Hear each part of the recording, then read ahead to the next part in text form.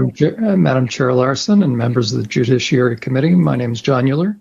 I'm a licensed professional counselor and have been a sex offender treatment provider for the past 15 years, 11 of which were in the Pennsylvania Department of Corrections on psychology staff.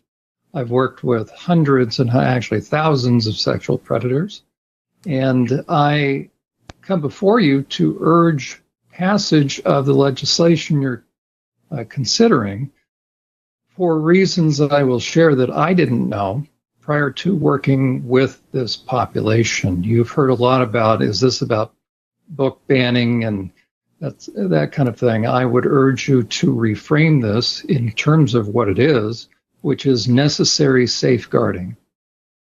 What people don't understand that have not worked with sexual predators is you're dealing with individuals who look for opportunities to access kids. What I didn't understand is the process of reprobation, of becoming permanently sexually twisted. And therefore, these individuals will look for opportunities to gain access to kids through materials exactly like what you have in libraries that so many people are concerned about. As a matter of fact, if any of the men in my sex offender treatment groups were found in possession of the same books that are raising concerns on the part of parents in your schools and libraries, they would be kicked out of sex offender treatment group. They would be failed out and sent back to prison. You have in your libraries and schools materials that are perfect for grooming kids. I didn't understand the process by which someone becomes a sexual psychopath. I didn't understand the difference between a reactive and impulsive psychopath, the kind that we talk about, stranger danger, versus a sophisticated white-collar psychopath who can hold down a job and, as a matter of fact, seeks out positions of authority, trust, and oftentimes are mandated reporters. And what does that mean? They have consistent and regular access to kids. Where are some of the best places to find that? That would be within the education system, especially schools. I didn't understand the stages through which men descend as they become predatorial. I did not understand the key role porn plays in fast-tracking deviance. Deviance is somebody who's become deviant is no longer normal, and this is what the general public needs to understand. And those of you that are considering this bill, you need to understand that a man who's become deviant is no longer a normal individual. He is by nature a predator, and he will use whatever means necessary to gain access to kids and to groom them.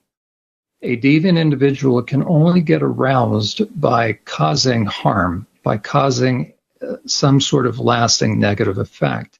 Crossing sexual boundaries is an art for them.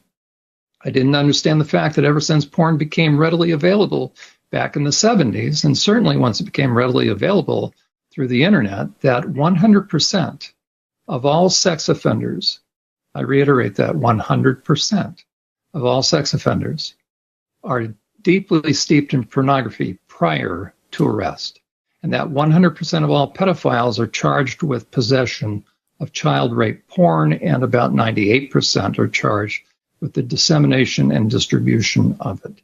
I did not understand how predators hunt, and I did not understand that they love playing good people for fools and are driven to always test boundaries and the resolve and insight of those tasked with safeguarding minors.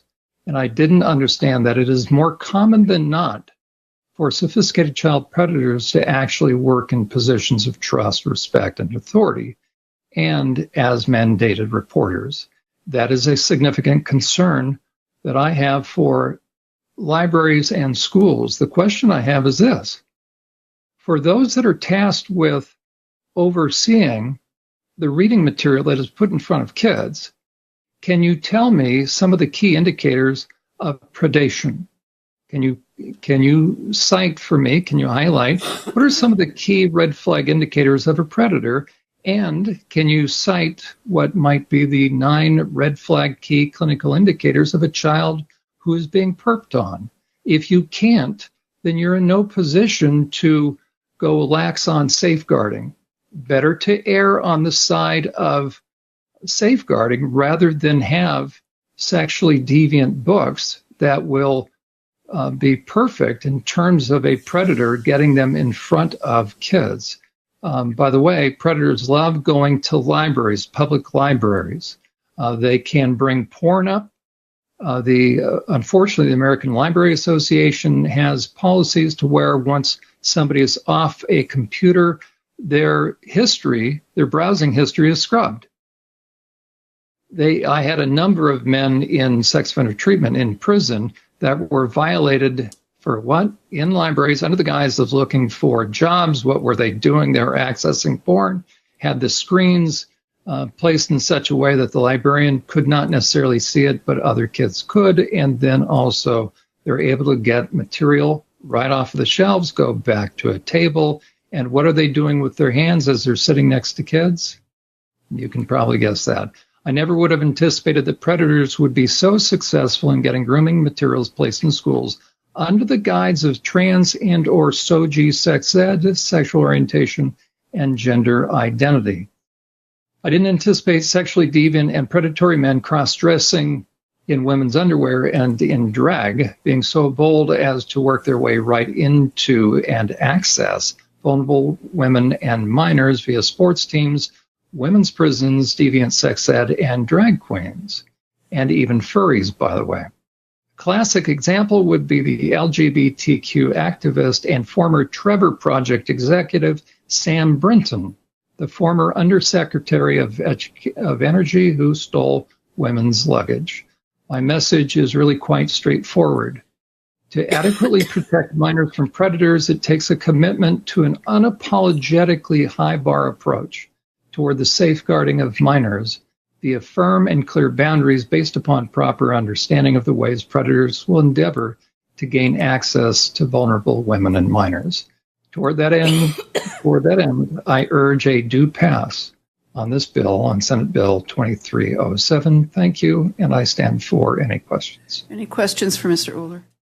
Senator Paulson. Thank you, Madam Chair. Mr. Uhler, when I try and open up your written comment, or it's just a copy of the bill, would you be able to work with our clerk to make sure we have a copy of your remarks from today, please? Certainly, and my apologies. I thought I submitted that successfully in the wee hours of the morning, so I'll certainly do that. Thank you.